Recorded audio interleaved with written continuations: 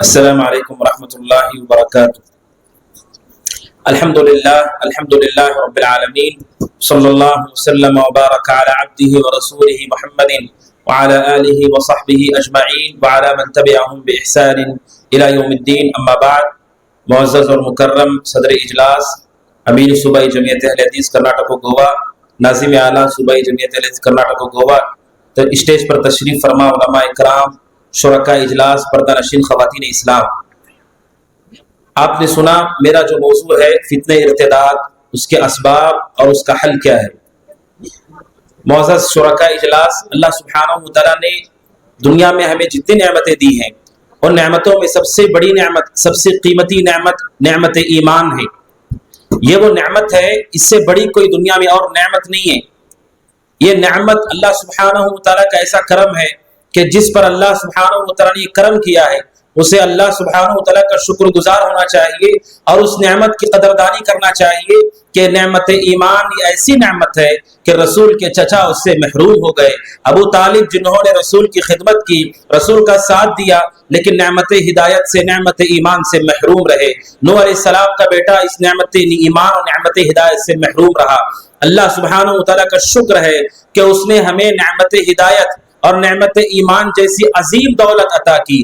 قرآن کریم ہم سب کو یہ بتاتا ہے، یہ اللہ تبارک و تعالیٰ کا خصوصی کرم ہے۔ اللہ سبحانہ وتعالیٰ من یہد اللہ فہو المہتد، جسے اللہ ہدایت دیتا ہے وہی ہدایت پر آتا ہے۔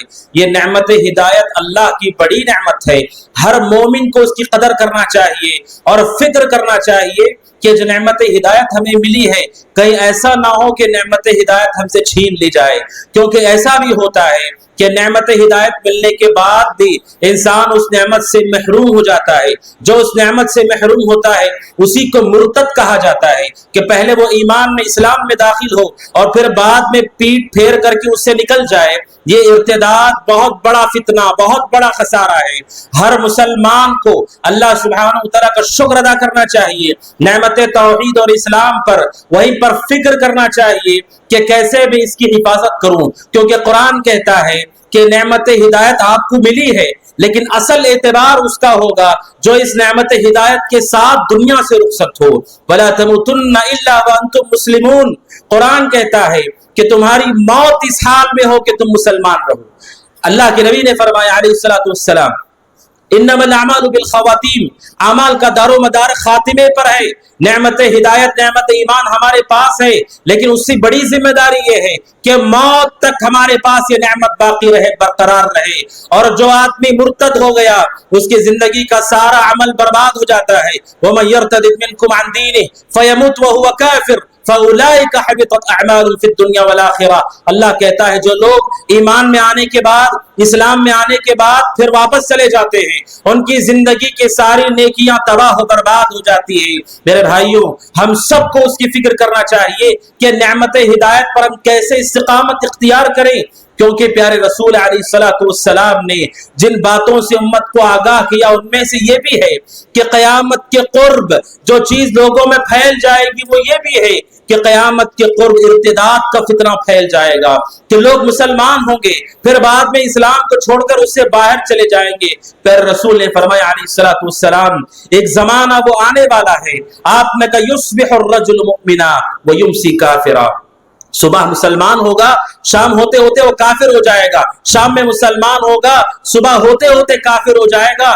اللہ کے نبی علیہ الصلوۃ والسلام نے پیشن گوئی کی، اور آج ہم اپنی آنکھوں سے دیکھتے ہیں کتنی خبریں ہمارے سامنے آتی ہیں، پورے کا پورا خاندان اسلام کو چھوڑ کر کسی اور دھرم میں، کسی اور دین میں داخل ہو گیا، اور اپنی آنکھوں سے ہم چیزیں دیکھتے ہیں، انسان کو بڑی تکلیف ہوتی ہے، بڑی اذیت ہوتی ہے۔ شریعت اسلامیہ یہ کہتی ہے ہم سب کو اللہ سبحانہ وتعالیٰ کی نعمت ہدایت و ایمان پر شکر ادا کرنے کے ساتھ اس نعمت کی بقا کی فکر کرنی چاہیے۔ شریعت اسلامیہ یہ کہتی ہے کیا وجہ ہے، کیا سبب ہے کہ لوگ اسلام میں آنے کے بعد اسلام کو چھوڑ دیتے ہیں۔ بنیادی بات تو یہ ہے کہ کوئی آدمی اسلام میں داخل ہو اور اسلام کو چھوڑ دے، اللہ تبارک و تعالیٰ کو اس سے کوئی نقصان نہیں، اللہ سبحانہ وتعالیٰ اسے بے نیاز ہے، ہم سے بھی بے نیاز ہے, ہمارے عمل سے بھی بے نیاز ہے. اللہ کہتا ہے ان احسنتم احسنتم لانفسکم وان اسأتم فلہا. اللہ کہتا ہے تم اچھا کرتے ہو عمل وہ تمہارے فائدے کے لیے, وان اسأتم فلہا, اگر تم بگڑتے ہو برا کرتے ہو اس کا خمیازہ بھی تمہیں بھگتنا ہوگا. اللہ تبارک و تعالیٰ کو کسی کے مرتد ہونے سے کوئی نقصان نہیں ہوگا اور نہ دین اسلام کو نقصان ہوگا. یہ بنیادی بات ہم سب کو جان لینی چاہیے. یہ اللہ تبارک و تعالیٰ کا دین ہے, آخری دین, یہ قیامت تک رہنے والا ہے. اور جتنے فتنے اٹھے, جتنی آندھیاں اٹھیں, یہ اسلام زمین سے ختم نہیں ہوگا. پیارے رسول نے کہا جب تک اس زمین پر اللہ کہنے والا باقی ہوگا قیامت قائم نہیں ہوگی. آخری زمانے تک لوگ اہل توحید اس زمین پر باقی رہیں گے, یہ دین تو باقی رہے گا.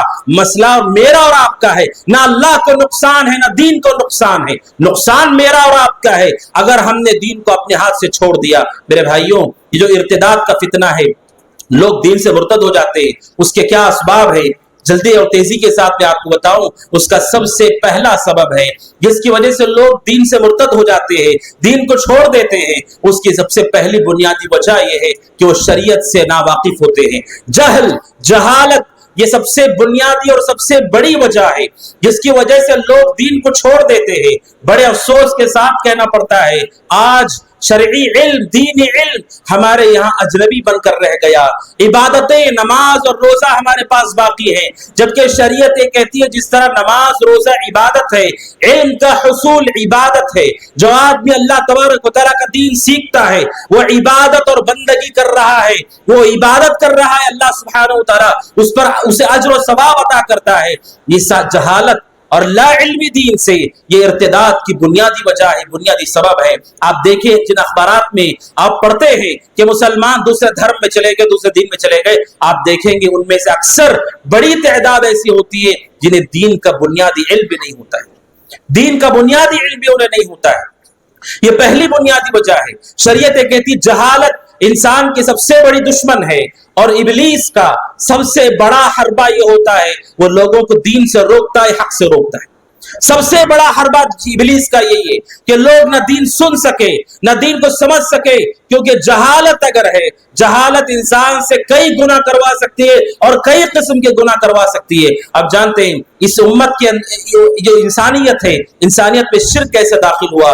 حضرت عبداللہ بن عباس کہتے ہیں رضی اللہ تعالیٰ عنہما, اس انسانیت کے اندر شرک کی شروعات ابتدا سے نہیں تھی. آدم علیہ السلام کے بعد 10 نسلوں تک کبھی زمین پر اللہ کے ساتھ شرک نہیں کیا گیا. شرک بعد میں داخل ہوا. کیسے داخل ہوا؟ قوم نوح کے 5 لوگ جو انتہائی نیک اور پرہیزگار تھے, جب وہ دنیا سے رخصت ہو گئے, ابلیس نے آ کر کے ان کے بعد لوگوں سے کہا وہ تمہاری قوم کے نیک لوگ تھے, ان کی تصویریں بناؤ, ان کے مجسمے بناؤ, اپنی مجلسوں میں انہیں رکھو اور دیکھو, اور دیکھ کر اللہ کو یاد کرو. اور ان لوگوں نے ابلیس کی پیروی کی, مجسمے بنائے, تصویریں بنائی. علماء کہتے یہ بدعت تھی, اس شریعت میں بھی یہ بدعت تھی کہ انہوں نے قوم نوح کے نیک لوگوں کی مجسمے بنائے. اور بدعت کے بعد شرک کا راستہ کیسے لے گیا؟ حضرت عبداللہ بن عباس کہتے رضی اللہ تعالیٰ عنہما, 5 نیک لوگوں کی موت کے بعد جن کا تذکرہ سورہ نوح میں ہے, ابلیس جب وہ نسل ختم ہو گئی جو تصویریں دیکھ کر اللہ کو یاد کرتی تھی, ابلیس ان کے پاس آیا اور کہا یہی 5 اللہ کے شریک ہیں, انہیں اللہ کے ساتھ پکارو, اور وہاں سے شرک کی شروعات ہوئی. حضرت عبداللہ بن عباس کہتے ہیں ہلک اولئک وتنسخ العلم عبدت, کہتے کیسے امت کے اندر, کیسے انسانیت میں شرک داخل ہوا. کہا تنسخ العلم, علم کے نشانات مٹ گئے. جب علم کے نشانات مٹ گئے, عبدت, جو اللہ کے نیک بندے تھے انہیں اللہ کا شریک کر دیا گیا. جہالت, جہاں علم کے نشانات نہیں وہاں جہالت کا بسیرا ہوتا ہے, اور جہالت انسان کو کفر تک بھی لے جا سکتی ہے, شرک تک بھی لے جا سکتی ہے. لہٰذا شرعی علم کے فکر کیجئے, دینی علم کے فکر کیجئے, اور سب سے بنیادی ضروری علم توحید کا علم ہے اور شرک کی قباحت کا علم ہے. ہم سب جان لیں دنیا کا سب سے بڑا جرم, سب سے بھیانک جرم, سب سے خطرناک برائی اللہ کے ساتھ شرک ہے. اس سے بدتر کوئی جرم نہیں ہے. جس جرم پر اللہ تبارک و تعالیٰ تعالیٰ سارے نیکیوں کو برباد کر دیتا ہے. اللہ جو ایک نیکی کو 10 کرتا ہے، 10 سے 700 کرتا ہے، جتنا چاہے اسے بڑھاتا ہے، وہ اللہ ساری نیکیاں برباد کر دیتا ہے. جب لوگ اللہ کے ساتھ شرک کرتے ہیں، اور مشرکین کے بارے میں قرآن کہتا ہے انما المشرکون نجس، مشرک نجس ہے، ناپاک ہے. وہ جتنی مرتبہ بھی غسل کرے وہ ناپاک ہے، جتنا اچھا لباس پہنے وہ ناپاک ہے، جتنا صاف اس کا گھر ہو وہ ناپاک ہے. مشرک کو قرآن نجس کہتا ہے. جس طرح سے انسان کسی جانور کو دیکھتا ہے ناپاک کہتا ہے، قرآن کہتا ہے انما المشرکون نجس، شرک کرنے والے ناپاک ہیں، ان کے دل میں شرک ہے، وہ کبھی پاک نہیں ہو سکتے، اور شرک ہے وہ گندگی ہے. قرآن کہتا ہے اگر مشرک کسی جانور کو ذبح کرے آپ وہ ذبیحہ نہیں کھا سکتے.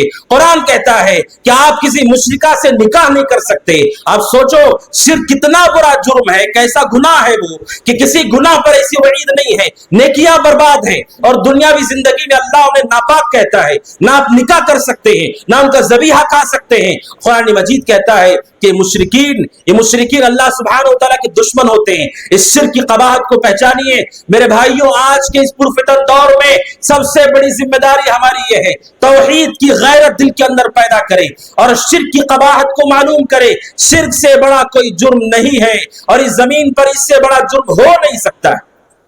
انسان جو شادی شدہ ہے اپنی بیوی کے ساتھ کسی اور کو کیا وہ شریک کر سکتا ہے؟ ہرگز نہیں. اس کی غیرت گواہی نہیں دیتی، غیرت گوارا نہیں کرتی.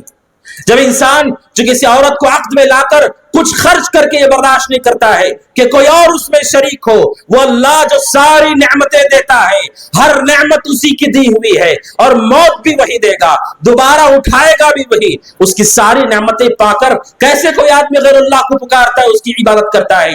یہ شرک کی قباحت آج ضرورت ہے. اس قباحت کا علم ہم حاصل کریں، شرک کو پہچانیں، شرک کے راستوں کو پہچانیں، اور اپنی اولاد کی تربیت کریں. کیوں؟ کیونکہ بہت بڑا گناہ ہے. لوگ مرتد ہو جاتے ہیں، دین کو چھوڑ دیتے ہیں، انہیں توحید کا پتہ نہیں، انہیں شرک کا پتہ نہیں کہ اس نجاست میں کیسے کوئی جانا گوارا کرتا ہے. حضرت یعقوب علیہ السلام، قرآن کہتا ہے سورہ بقرہ ام کنتم شہداء اذ حضر یعقوب الموت، اللہ کہتا ہے کیا تم حاضر تھے اس وقت جب یعقوب علیہ السلام کی موت کا وقت آیا؟ ایک نبی کی موت کا وقت کیسے ہوتا ہے، اور ایک نبی دنیا سے جاتے ہوئے کیا کہہ کر جاتا ہے؟ سورہ بقرہ میں اللہ کہتا ہے ام کنتم شہداء، کیا تم لوگ وہاں موجود تھے؟ اذ حضر یعقوب الموت، جب یعقوب کی موت کا وقت آیا.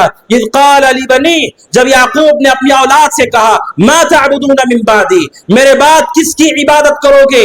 ایک نبی کو دنیا سے جاتے ہوئے فکر اس بات کی ہے کس چیز کی عبادت کرو گے، کس کی عبادت کرو گے؟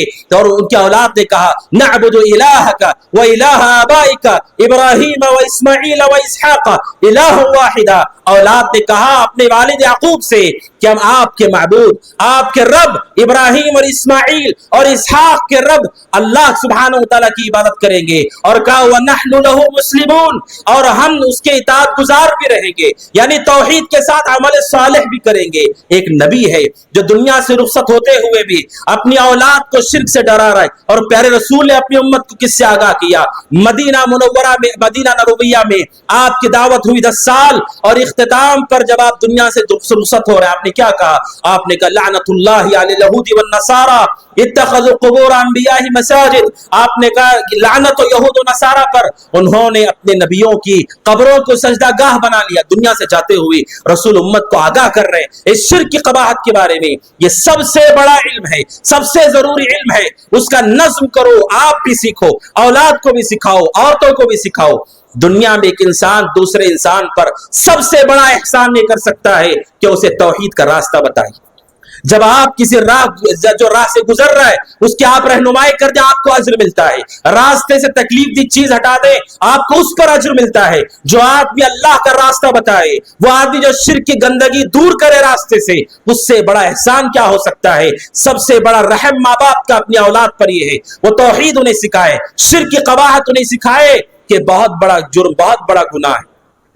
یہ پہلی بنیادی بات ہے کہ شرک اور شرک کی تفصیلات کو جانیں، توحید کے مقام کو پہچانے تاکہ ہم اس فتنہ ارتداد سے محفوظ ہوں. اور دوسری بڑی وجہ جس کی وجہ سے لوگ دین سے مرتد ہو جاتے ہیں، اس کی وجہ کیا ہے؟ اپنی عقل کو اللہ تبارک و تعالیٰ کے دین سے اونچا مانتے ہیں. خاص طور پر وہ لوگ جو لوگ کہ دنیاوی تعلیم حاصل کرتے ہیں، اعلیٰ تعلیم حاصل کرتے ہیں، ان لوگوں پہ اس بات کا خوف زیادہ ہوتا ہے کہ وہ اپنی عقل کو اللہ تبارک و تعالیٰ کے دین سے آگے کر دیتے ہیں. آپ جانتے ہیں انسان مخلوق ہے، اس کی طاقت محدود ہے. آپ ان دو ہاتھوں سے کتنا وزن اٹھا سکتے ہیں؟ آپ ان دو آنکھوں سے کتنا دور دیکھ سکتے ہیں؟ اسی طرح آپ کی عقل بھی محدود ہے. وہ عقل اللہ تبارک و تعالیٰ کے سارے احکامات کو گھیر نہیں سکتی. قرآن کہتا ہے وَمَا أُوتِيتُم مِّنَ الْعِلْمِ إِلَّا قَلِيلًا، اے لوگوں جتنا تمہیں علم دیا گیا بہت تھوڑا علم تمہیں دیا گیا. اس کمزور عقل کے ساتھ سائنس کو اپنا خدا اور معبود مان کر سائنس کے سامنے شریعت کو گھٹنے ٹیکنے پہ مجبور کرنے والے لوگ، ان پہ خوف ہوتا ہے کہ ایک دن وہ آئے گا کہ ایمان کا دامن بھی چھوٹ جائے گا. جان لو ہم محدود ہیں، ہماری عقل محدود ہے. اللہ تبارک و تعالیٰ کا دین کامل ہے، مکمل ہے، اس میں کوئی نقص نہیں ہے. جب آپ اسے معبود حقیقی مانتے ہیں، برحق معبود مانتے ہیں، اس کی ہر بات کو سچا ماننا آپ کی ذمہ داری ہے. قرآن کہتا ہے یعلمون ظاہرا من الحیات الدنیا وہم عن الآخرۃ ہم غافلون. قرآن کہتا ہے مذمت کرتے ہوئے کہ دنیاوی علوم حاصل کرنا شریعت کے نزدیک برا نہیں ہے. برا اس وقت ہے کہ جو صرف دنیاوی علوم حاصل کرتا ہے اور دین نہیں جانتا. اللہ کہتا ہے یعلمون ظاہرا من الحیات الدنیا، ان لوگوں کی حیثیت یہ ہے کہ دنیاوی ظاہری زندگی کا علم وہ جانتے ہیں. وہم عن الآخرۃ ہم غافلون، اور آخرت کے علم سے یہ لوگ غافل ہو چکے ہیں، انہیں کچھ نہیں معلوم. قرآن مذمت کرتا ہے اگر آپ کی تعلیم آپ کو اللہ سے غافل کر دیتی ہے، آپ کو توجہ کرنا چاہیے. لوگ آج کہتے ہیں شان سے میرا بیٹا اس نے یہ ڈگری حاصل کی ہے، فلاں یونیورسٹی میں پڑھتا ہے، فلاں جگہ وہ جاب کرتا ہے اور بہت بڑی تنخواہ ہے اس کی، اور اس نے گھر خریدا، اسے سواری خریدی. میرے بھائیو ظاہر من الحیات الدنیا، یہ دنیاوی زندگی کی ظاہری نعمتیں ہیں، سب چھوڑ کر کے دنیا سے جانا ہے. سوال یہ ہے کہ اس دنیاوی ڈگری کے ساتھ کیا وہ اللہ کی توحید پر قائم ہے؟ کیا وہ اللہ کی عبادت کرتا ہے؟ کیا وہ رسول کی اطاعت کرتا ہے؟ کیا وہ شریعت کی تابعداری کرتا ہے؟ یہ اصل مسئلہ. بس دنیاوی ظاہر علم وہ تو کفار کے پاس بھی ہے. کفار کا بھی، آپ کسی کافر کو پوچھو آپ زندگی میں کیا چاہتے ہیں، اسے دولت چاہیے، اسے گھر چاہیے، اسے سواری چاہیے، اسے جائیداد چاہیے، اور اولاد کی ترقی دنیا میں اسے چاہیے. ایک مسلمان کو آپ پوچھو اگر اس کا بھی یہی جواب ہے، پھر وہ آخرت سے غافل ہو چکا ہے. آنے والی زندگی آخرت کی زندگی وہ اصل اور اہم زندگی ہے. لہٰذا اس زندگی کے بارے میں علم حاصل کرو، اور اللہ سبحانہ و تعالیٰ کی شریعت کے مقابلے میں اپنی عقل کو، دنیا کا کوئی علم ایسا نہیں ہے جو اللہ سبحانہ و تعالیٰ کی شریعت پر مقدم کیا جا سکتا ہو. کسی علم، آج آپ دیکھتے ہیں لوگ کہتے ہیں سارے انسانوں نے ساری چیزیں معلوم کر لی ہیں. سمندر جو اس زمین کا زیادہ حصہ ہے، سمندر میں کتنی مخلوقات ہے کسی کو نہیں پتا. روزانہ اس کی تحقیقات جاری ہیں، روزانہ ایک خبر آپ کو ملتی ہے، جانور بھی اس کے اندر ہے، ایسی چیز بھی سمندر کے اندر ہے. جس زمین پر صدیوں سے رہتے ہیں اس زمین پر سمندر جو ہے، اس سمندر میں کیا ہے وہ نہیں معلوم لوگوں کو. اور آسمان اور آسمانوں پر جو اللہ ہے اور اس کی جو شریعت ہے اور اس کا جو غیب ہے، اس کا جو علم ہے، کون اس کا احاطہ کر سکتا ہے؟ میرے بھائیوں، اس لیے ظاہری دنیاوی علم کو شریعت کے علم پر مقدم نہ کریں، اپنی عقل کے حد کو پہچانیں. وہ لوگ جو دنیاوی علوم کو حاصل کرتے ہیں انہیں اس کا خاص خیال کرنا ہوگا، چاہے لڑکے ہو چاہے لڑکیاں ہوں. دنیاوی علم کے ساتھ دین علم کا نظم کرے. اور بہت ظالمانہ رویہ ہے. آپ جانتے ہیں ہدایت کیسے ملتی ہے؟ یا تو آپ پڑھتے ہو کتاب اللہ کو، سنت رسول اللہ کو، یا آپ سنتے ہو علماء کو. نہ ہم قرآن پڑھتے ہیں، نہ ہمیں سنتوں کا علم ہے، نہ ہم علماء کی مجلسوں میں حاضر ہوتے ہیں. بتاؤ کہ ہدایت کہاں سے ملے گی؟ ہدایت کہاں سے آئے گی؟ سوچ کر ہدایت نہیں ملتی ہے.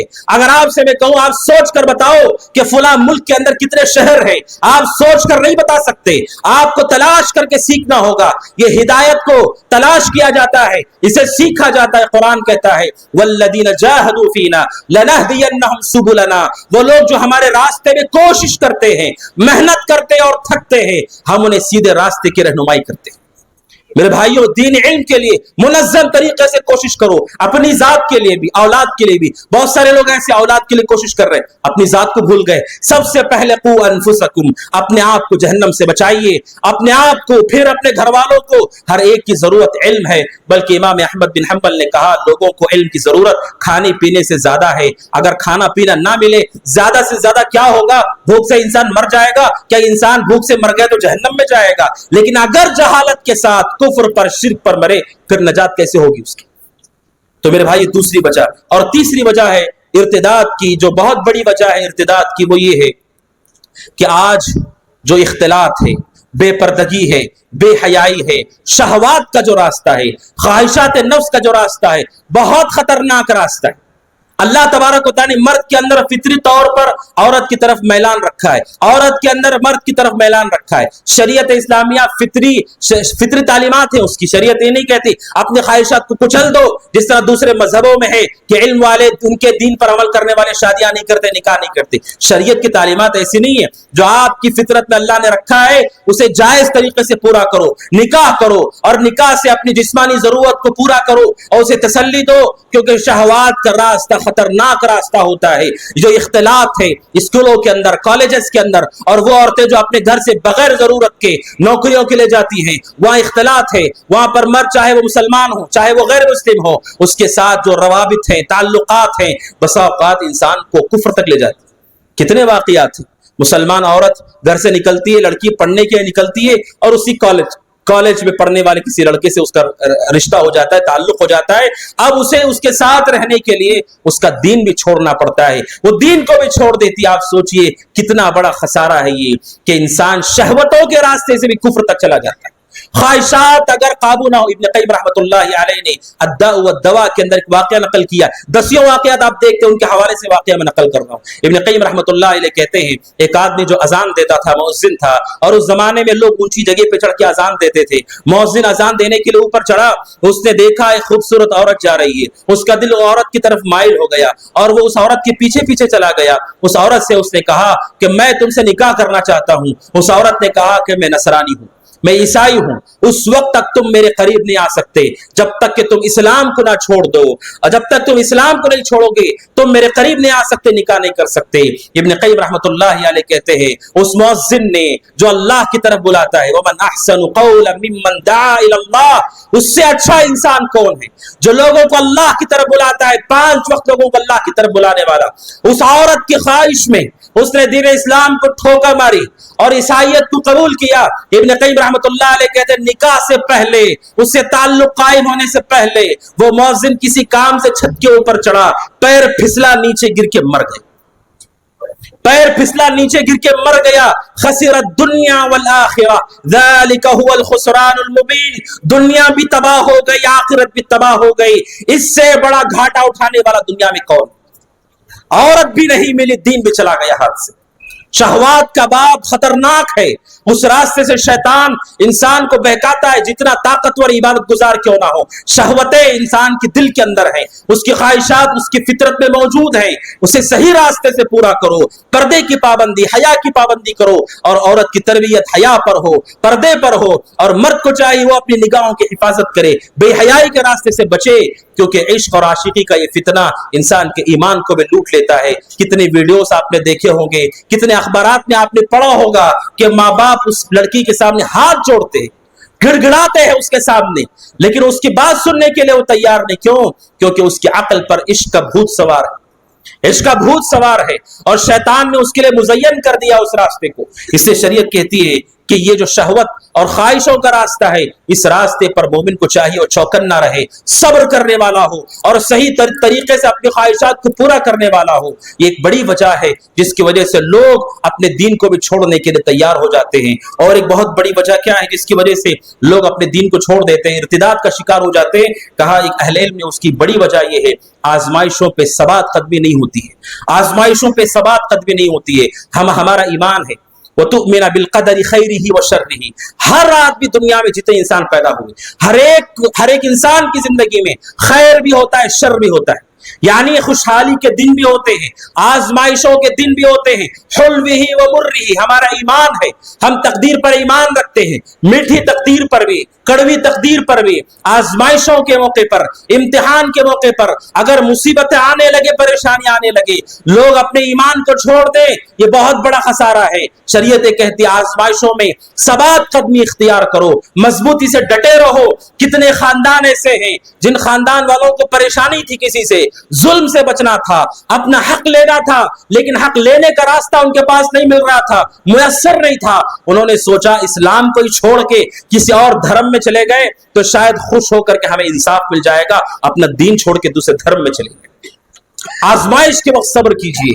قرآن کہتا ہے دنیا کی کوئی بھی آزمائش ہو، آپ کا قیمتی سرمایہ ایمان ہے، اس کی حفاظت کیجیے۔ وَتَزَوَّدُوا فَإِنَّ خَيْرَ الزَّادِ التَّقْوَىٰ، اے لوگوں سفر کے لیے تیاری کرو، زاد راہ تیار کرو، اور کہا فَإِنَّ خَيْرَ الزَّادِ التَّقْوَىٰ، دنیا کا سب سے بہترین سامان تقویٰ ہے، اس سامان کی فکر کرو۔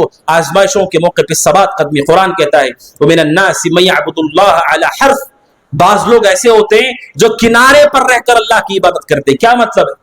کنارے پر رہ کر اللہ کی بات کرتے۔ اللہ نے کہا ان اصابہ خیر اطمأن بہ وان اصابته فتنة انقلب على وجهه، اللہ تبارک و تعالیٰ کہتا ہے وہ لوگ جو کنارے پر کھڑ کے اللہ کی عبادت کرتے ہیں وہ لوگ ہیں ان اصابته خیر اطمأن بہ، اگر زندگی میں انہیں بھلائی ملے تو پھر وہ اطمینان سے دین پر رہتے ہیں۔ مفسرین نے نقل کیا کہ دیہات کے بعض لوگ ایمان لے آئے رسول کے زمانے میں، ایمان لانے کے بعد مال میں ترقی ہوئی، اولاد بھی ہوئی، چین و سکون بھی ہوا، تو کہنے لگے کتنا اچھا دین ہے یہ، اسلام لانے کے بعد کیا کیا نعمتیں ہم کو مل رہی ہیں۔ پھر اس کے بعد آزمائشوں کا ایک سلسلہ شروع ہوا۔ آپ جانتے ہیں آزمائشیں بس اوقات شروع ہوتی ہے، مسلسل آزمائش ہوتی ہے، لیکن وہ ہمیشہ نہیں ہے، ختم ہو جائے گی۔ لیکن جیسے آزمائش شروع ہوئی انہوں نے کہا یہ دین اچھا دین نہیں ہے، واپس پلٹ گئے۔ آزمائشوں کے وقت صبر کیجیے۔ دنیا کے کوئی بھی مصیبت ہو، اللہ تبارک و تعالیٰ پر جو ایمان ہے، یہ جو ایمان اور یہ جو دین ہے، اس دین کی دولت کی حفاظت کرے۔ حضرت ابوبکر صدیق رضی اللہ عنہ کا تذکرہ ضروری ہے۔ ارتداد کا جو فتنہ ہے، اس فتنے پر حضرت ابوبکر صدیق رضی اللہ عنہ نے جو بہترین نمونہ چھوڑا ہے اس کی مثال پیش نہیں کی جا سکتی ہے۔ آپ جانتے ہیں رسول کا جب انتقال ہوا صحابہ اکرام پریشان ہو گئے، بعض نے انکار کر دیا رسول کا انتقال نہیں ہوا، کیونکہ وہ عرب کے لوگ نہیں جانتے کہ ایک نبی کا انتقال کیسے ہوتا ہے، وہ نہیں جانتے تھے، وہ پریشان ہو کر کے انکار کرنے لگے اور لوگ پریشان ہو گئے۔ ابوبکر صدیق رضی اللہ تعالیٰ عنہ اس وقت مدینہ میں نہیں تھے، وہ جب انہیں اطلاع ملی وہ واپس آئے، اللہ کے نبی علیہ الصلوۃ والسلام کے حجرے میں تشریف لے گئے اور اللہ کے نبی علیہ الصلوۃ والسلام کا جسم رکھا ہوا تھا، جس میں اتھر حضرت ابوبکر نے آپ کی پیشانی پر بوسہ دیا اور مسجد میں تشریف لائے۔ عمر بن خطاب رضی اللہ عنہ سر فہرست تھے جو اس مسئلے کو لے کر پریشان ہو گئے تھے کہ رسول کا انتقال ہو گیا ہے۔ حضرت ابوبکر صدیق رضی اللہ عنہ نے کہا علی رسلک یا عمر، کا عمر بیٹھ جاؤ۔ حضرت عمر رضی اللہ عنہ نے بیٹھنے سے انکار کیا۔ حضرت ابوبکر صدیق رضی اللہ عنہ نے منبر پر کھڑے ہو کر رسول اکرم صلی اللہ علیہ وسلم کے خلیفہ ہونے کا حق ادا کیا اور امت کے ایمان کو بچایا، اسے اس کے اندر زلزلہ نہ پیدا ہو۔ حضرت ابوبکر صدیق رضی اللہ عنہ نے وہ تاریخی اور عظیم جملے کہا منکم من یعبد محمدا فإن محمدا قد مات، کہا تم میں سے جو محمد کی عبادت کرتا تھا وہ جان لے کہ محمد کا انتقال ہو گیا ہے۔ ومنکم من یعبد اللہ فإن اللہ حی لا يموت، تم میں سے جو اللہ کی عبادت کرتا ہے وہ جان لے کہ اللہ زندہ ہے، اسے کبھی موت نہیں آئے گی۔ اور پھر حضرت ابوبکر نے قرآن کی تلاوت کی وما محمد الا رسول، محمد اللہ کے رسول ہیں، قد خلت من قبلہ الرسل، اور آپ سے پہلے بھی کئی رسول دنیا سے جا چکے ہیں۔ افإن مات او قتل انقلبتم علی اعقابکم، اللہ کہتا ہے اگر محمد کو قتل کر دیا جائے یا پھر وہ فوت ہو جائے، انقلبتم علی اعقابکم، اے لوگوں کیا تم دین چھوڑ کر چلے جاؤ گے؟ ومن ينقلب علی عقبیہ فلن يضر اللہ شیئا، جو دین چھوڑ کر چلا جائے گا اللہ کو اس سے کوئی نقصان نہیں ہے۔ وسيجزي الله الشاکرین، اور وہ لوگ جو رسول کے ساتھ کھڑے ہوں گے اللہ تبارک و تعالیٰ ان کے اعمال کی قدر کرنے والا ہے۔ حضرت ابوبکر نے امت کے ایمان کو سنبھالا اور کہا ہم اللہ کی عبادت کرتے ہیں اور اللہ ہمیشہ سے زندہ ہے۔ رسول کی موت اس امت پہ سب سے بڑی مصیبت تھی کہ دنیا سے رسول چلے گئے، وحی کا سلسلہ ہمیشہ کے لیے ختم ہو گیا، وہ ذات دنیا سے چلی گئی جن کے سامنے آ کر سارے اختلاف ختم ہوتے تھے، سارے مسائل کا حل مل جاتا تھا، وہ دنیا سے چلے گئے۔ اس سے بڑی مصیبت کیا ہو سکتی ہے امت پر؟ حضرت انس کہتے ہیں رسول کا جب انتقال ہوا ہر طرف اندھیرا اندھیرا ہو گیا، یعنی ایسی بڑی مصیبت ہم نے پائی۔ اس مصیبت میں بھی حضرت ابوبکر نے ہمیں بتایا کہ دین کی جو دولت ہے، ایمان کی جو دولت ہے، اسے نہیں چھوڑا جا سکتا ہے۔ اگرچہ کہ رسول دنیا سے چلے گئے، یہ رسول ہی کا دین ہے، آپ اس دین کو نہیں چھوڑ سکتے۔ فتنوں اور آزمائشوں کے موقع پر، پریشانی کے موقع پر ثبات قدمی کا مظاہرہ کرے. آدمی فقیری سے آزمایا جاتا ہے، مال کی تنگی سے آزمایا جاتا ہے، بیماری سے آزمایا جاتا ہے، اپنے اقربا اپنے محبوب لوگوں کی موت سے آزمایا جاتا ہے، ظالموں کو مسلط کر کے اللہ تبارک و تعالیٰ آزماتا ہے. طرح طرح سے آزمائشیں آتی ہیں. کیا اس آزمائش کی وجہ سے ہم دین کو چھوڑ دیں گے؟ اگر ہم نے ایسا کیا تو ہم سے بڑا گھاٹا اٹھانے والا کوئی نہیں ہوگا. میرے بھائیوں، اسی طرح ارتداد کی ایک بہت بڑی وجہ ہے، وہ یہ ہے کہ بہت سارے لوگ ایسے ہیں جو کفار اور مشرکین کے تہذیب سے متاثر ہے، ان کے تہذیب سے متاثر ہے، اس تہذیب کو پسند کرتے ہیں. بہت سارے لوگ ایسے ہیں جنہیں لگتا ہے کہ ان کے دھرم میں، ان کے دین میں بڑی آزادی ہے، بڑی خوشحالی ہے، بہت عیش کے ساتھ آپ رہ سکتے ہیں. یہ جو اعجاب بالکفار ہے، کفار اور مشرکین سے متاثر ہونا ہے، یہ بہت بڑا فتنہ ہے، بہت بڑا فتنہ ہے. دین اسلام اللہ کا وہ دین ہے جو کامل اور مکمل دین ہے. اس سے بہتر دین نہیں ہے اس زمین پر اور کبھی نہیں آ سکتا ہے. یہ آخری دین ہے اور اس دین کے اندر اللہ تبارک و تعالی نے وہ خصوصیتیں رکھی ہے جن خصوصیتوں کو اگر کوئی جان لے وہ ہرگز اس دین کو چھوڑ کر نہیں جائے گا. افسوس ہے کہ ہم اس دین کی خوبیوں کو نہیں جانتے. یہ وہ دین ہے جو دین ہمیں صحیح راستہ بتاتا ہے، وہ دین جو ہماری صحیح رہنمائی کرتا ہے زندگی کے ہر مرحلے میں. یہ دین ہمارے ساتھ ہے، ہماری رہنمائی کرتا ہے. قرآن کہتا ہے، اللہ تبارک و تعالیٰ نے فرعون کی مثال دے کر لوگوں کو بتایا، ابلیس کی مثال دے کر لوگوں کو بتایا، انبیاء اور رسل کے واقعات بتا کر لوگوں کو کی رہنمائی کی. اس دین کے اندر کیا کمی ہے؟ لوگ یہ سمجھتے ہیں کہ ہم آزاد رہیں. یاد رکھیے، شریعت سے آزاد ہونے کے بعد وہ آزادی نہیں ہے. شریعت سے الگ ہو کر کوئی آزادی نہیں. جو شریعت سے آزاد ہے وہ شیطان کے مکر میں قید ہو چکا ہے، وہ نفس کی خواہشات میں قید ہو چکا ہے. شریعت سے آزادی کوئی آزادی نہیں، وہ حقیقت میں شیطان کی قید ہے.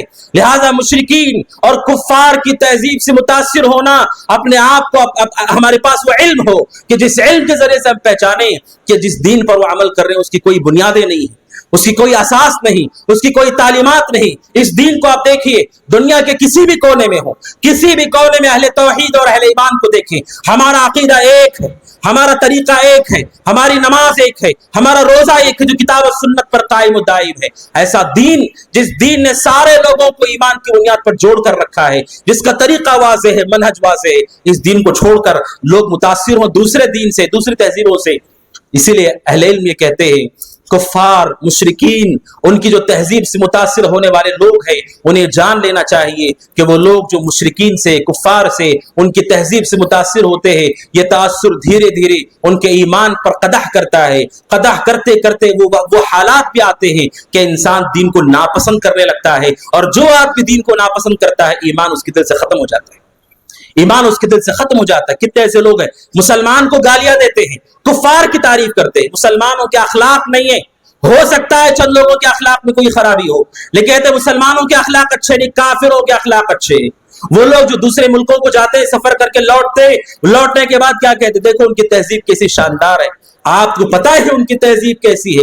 جنہیں نکاح کا کوئی علم نہیں، جن کے پاس والدین کے کوئی حقوق نہیں، جن کے پاس خرچ کرنے کا کوئی نظام نہیں، جن کے یہاں پر ہمدردی خیرخواہی نامی کوئی چیز نہیں. ظاہری پاک صاف لباس اور مسکرا کر گفتگو اور لین دین اور تجارت میں کوئی صفائی ان کے اندر ہو تو ہم یہ سمجھے کہ ان کی تہذیب بڑی شاندار تہذیب ہے.